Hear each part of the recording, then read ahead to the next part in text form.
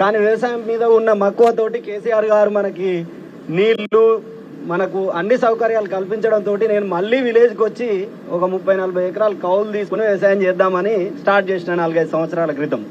కానీ సడన్గా మన సార్ ఓడిపోవడం, ఈ రేవంత్ రెడ్డి గారు రావడం దురదృష్టం.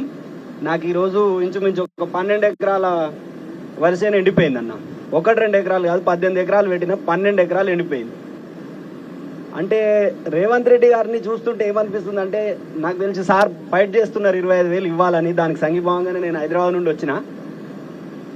నాకు కూడా 12 ఎకరాలు ఎండిపోయింది. నాలాగా చాలా పేద రైతులు చాలా మంది ఎండిపోయింది. అందరికీ కావాలనే ఫైట్ చేస్తున్నాం. ఆయన చెప్పిన మాటలే ఇస్తలేడు, దేవుళ్ళ మీద ఒట్టేసినే ఇస్తలేడు. మరి మనం ఫైట్ చేస్తే ఎంతవరకు ఇస్తాడో, ఎంతవరకు ఫైట్ చేయగలుగుతామో. దీన్ని ఒకటిగా పెద్దగా చేస్తే ఈ రోజు కాదు, ఇంకా 4 సంవత్సరాలు ఉన్నాడు ఆయన ఉండేది.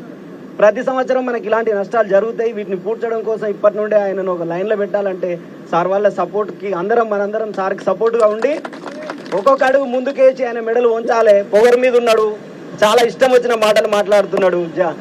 తెలంగాణ తెచ్చిన జాతిపితను పట్టుకొని సన్యాసి దద్దమ్మని తిడుతున్నాడు.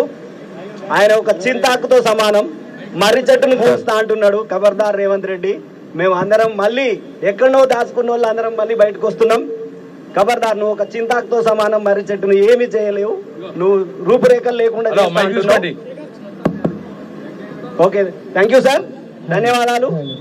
జై తెలంగాణ. ఒక పాట ఒకసారి బాబు కొద్దిగా ఇప్పుడు బాగా తగ్గట్టు వాడండి ఒక పాట రెవల్యూషన్ గా. అందరికి